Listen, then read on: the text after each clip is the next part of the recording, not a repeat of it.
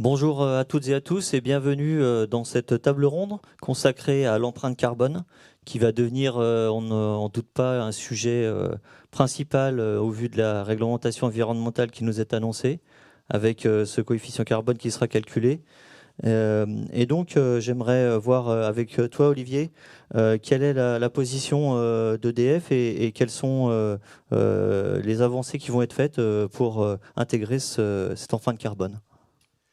Tout d'abord, bonjour à toutes et à tous également. En fait, l'engagement d'EDF sur la sobriété carbone, il date pas de la nouvelle réglementation 2020. C'est un engagement depuis déjà pas mal de temps, mais notamment la RT 2012, pour laquelle en fait les solutions électriques avaient été quasiment exclues. Donc pour nous, c'est effectivement plutôt une bonne nouvelle, dans le sens où ça redonne de la visibilité aux solutions électriques. Pour rappel, l'électricité en France est à 95% décarbonée, la production d'électricité. C'est ce pourquoi, effectivement, ces solutions-là prennent toute leur ampleur et demeurent pertinentes sur ces projets de construction. Alors, on a un certain débat autour du pic de consommation hivernale qui revient un peu chaque année, où globalement, on reproche à l'électricité, aux solutions électriques, de favoriser un potentiel blackout hivernal. Pour rappel, le pic de consommation hivernale, il intervient entre 19h et 21h. Ça n'est que pendant 2 heures.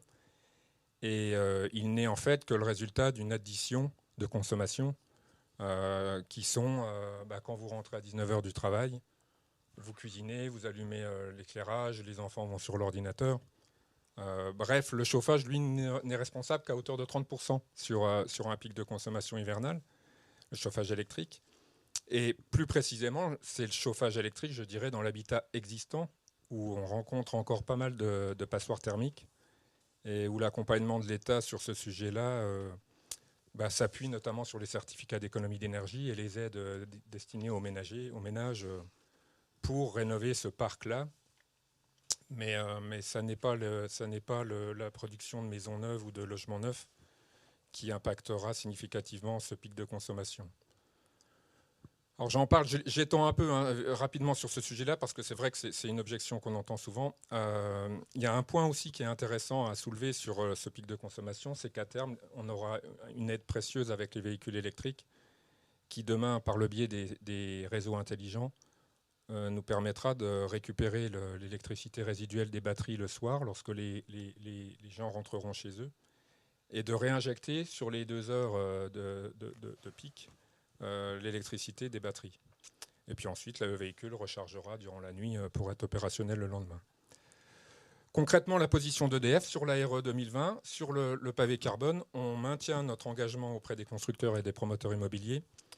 On les accompagne toujours sur la prescription avec les bureaux d'études en appui. Notamment sur les solutions thermodynamiques, bien évidemment, qui rentrent complètement, qui demeurent éligibles et remplissent totalement leur fonction de sobriété sur le carbone. Donc voilà, les points, je dirais, essentiels concernant l'approche d'EDF.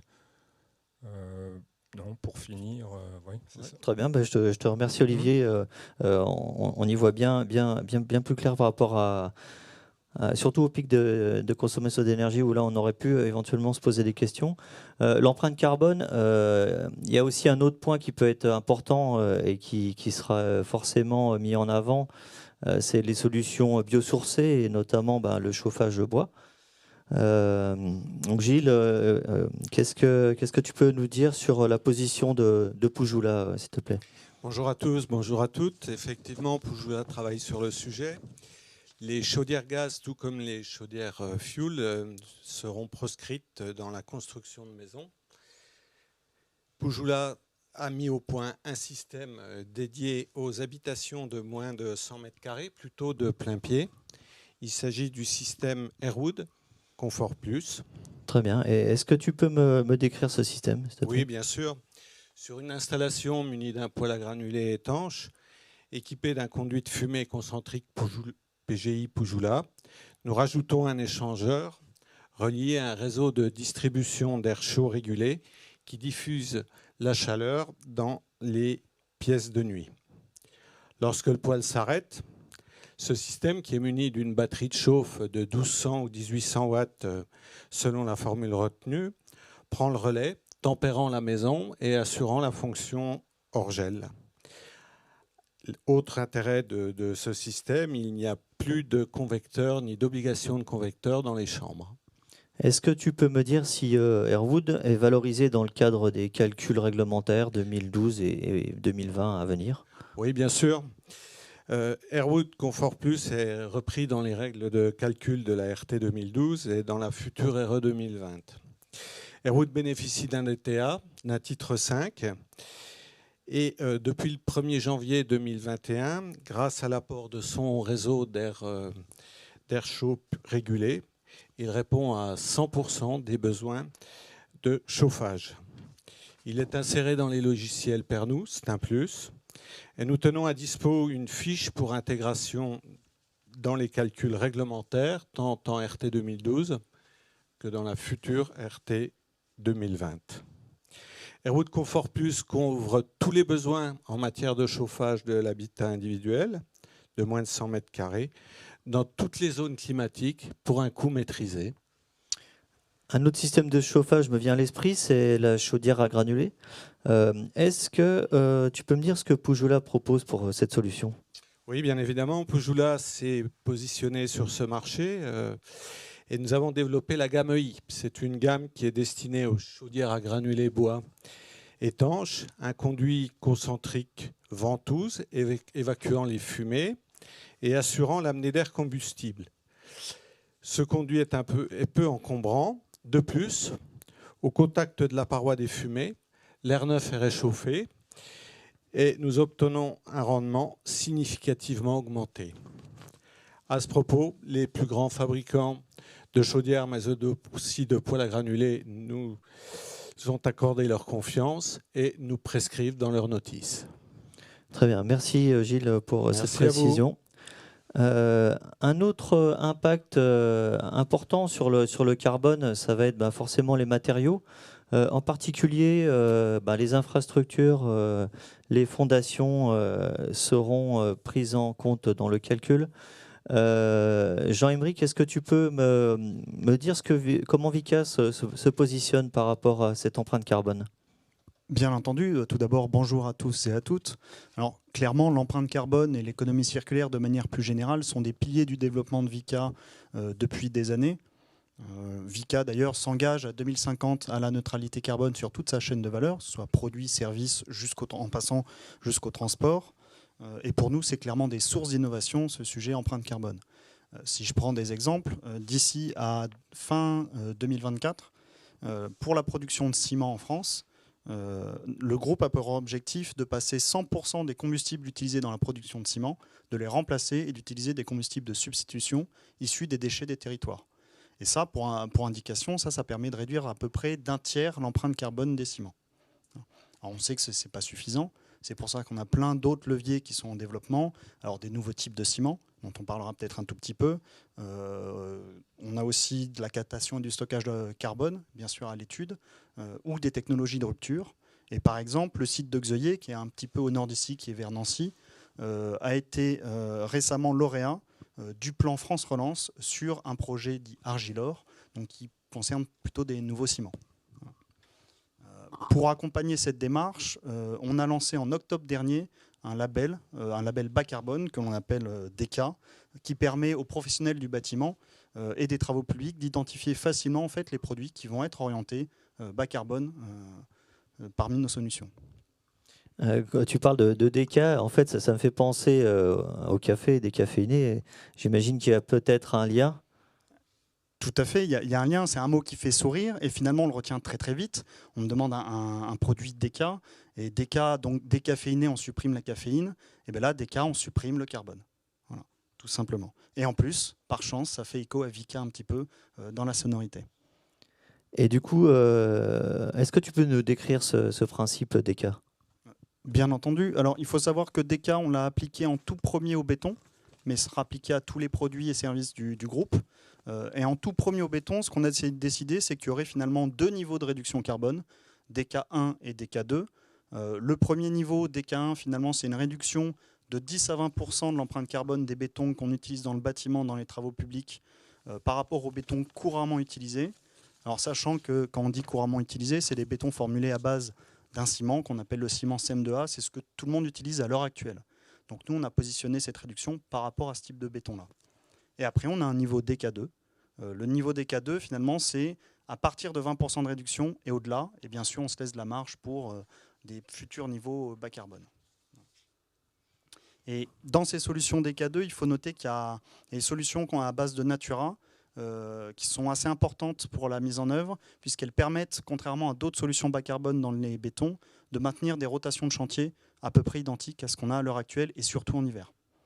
Très bien, tu me parles de solutions Natura. Tu pourrais développer un peu, s'il te plaît, pour qu'on comprenne bien? Tout à fait. Alors, Natura, c'est un type de ciment, finalement, un ciment dit puzzolanique, c'est-à-dire que dans ce type de ciment, qui porte une grande partie de l'empreinte carbone des bétons, on va remplacer la partie cuite du procédé cimentier, qui porte la majorité de l'empreinte, par des roches volcaniques naturelles qui s'appellent en fait des puzzolanes.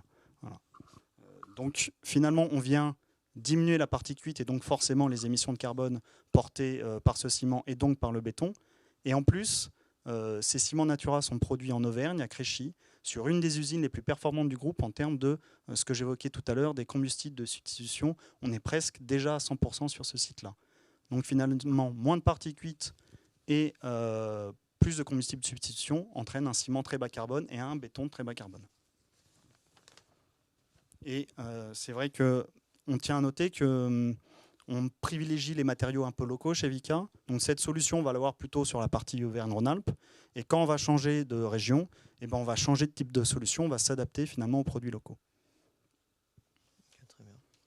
Est-ce qu'il y a d'autres solutions que DK que vous proposez pour limiter l'empreinte carbone? Alors, tout à fait, comme je disais, l'ambition, c'est bien la chaîne de valeur complète. Donc, par exemple, on développe d'autres produits comme le transport. On va développer des transports bas carbone, DK.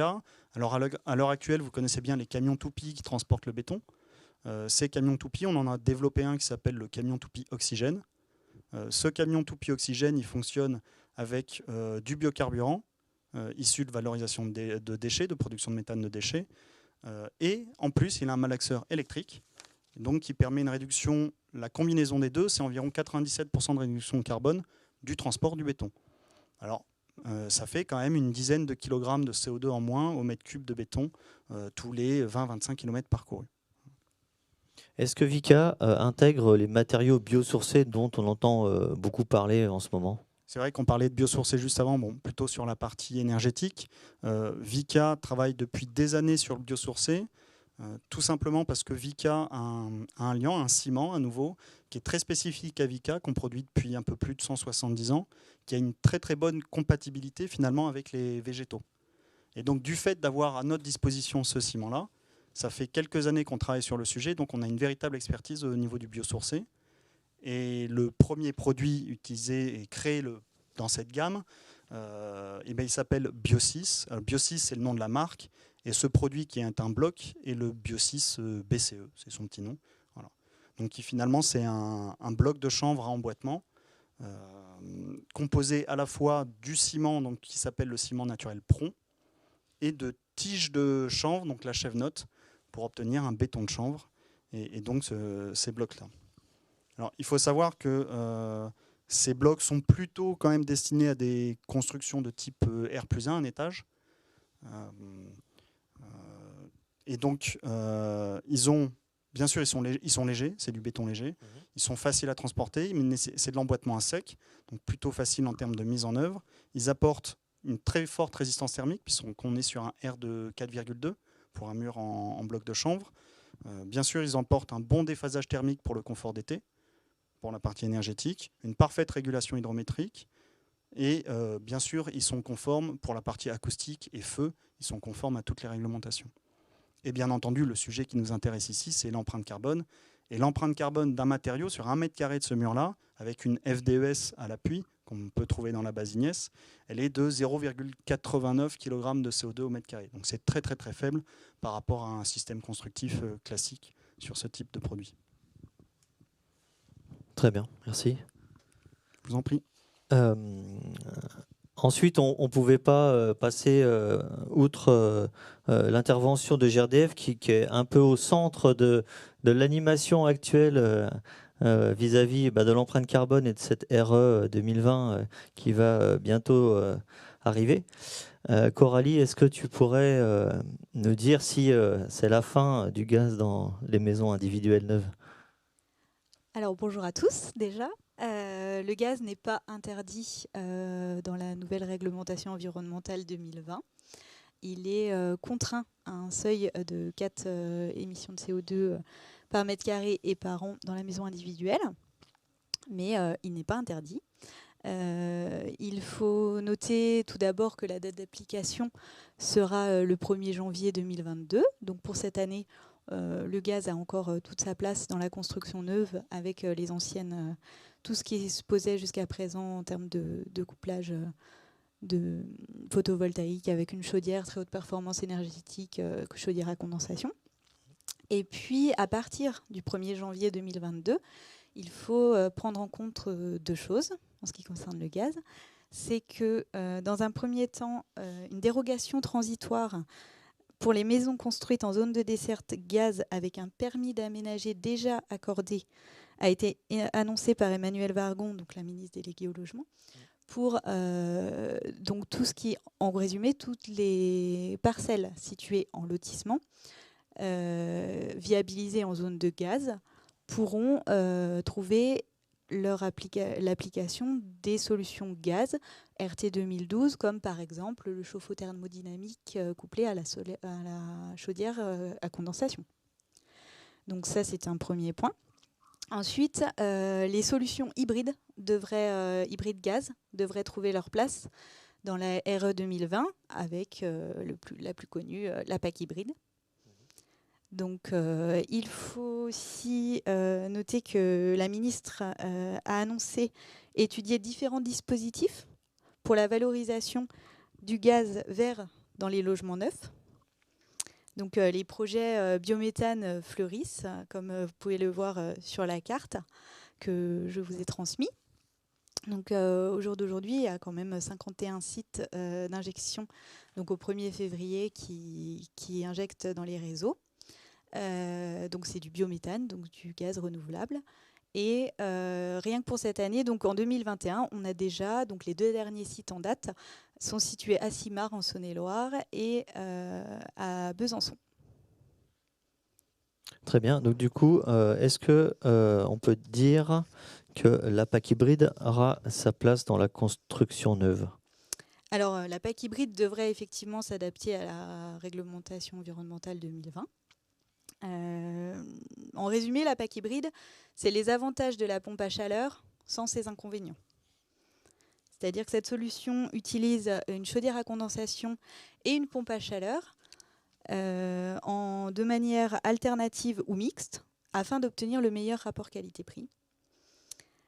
La pompe à chaleur assure les bienfaits du chauffage, les besoins en chauffage lorsque les températures sont douces et lorsque les températures deviennent un peu plus basses. C'est la chaudière à condensation qui prend le relais et donc qui permet une meilleure optimisation, une optimisation même constante de la consommation énergétique et l'utilisation de l'énergie la moins chère à tout moment.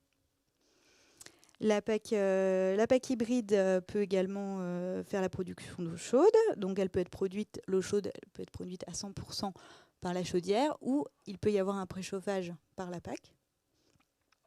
Et certains constructeurs d'ailleurs ont déjà adopté la solution PAC hybride et l'ont déjà utilisée souvent dans certaines maisons individuelles. Il faut savoir que la PAC hybride s'adapte très bien à la maison individuelle, justement, neuve.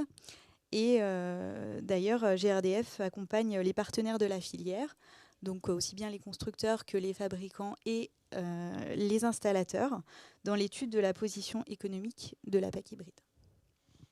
Très bien. Je te remercie pour cette précision.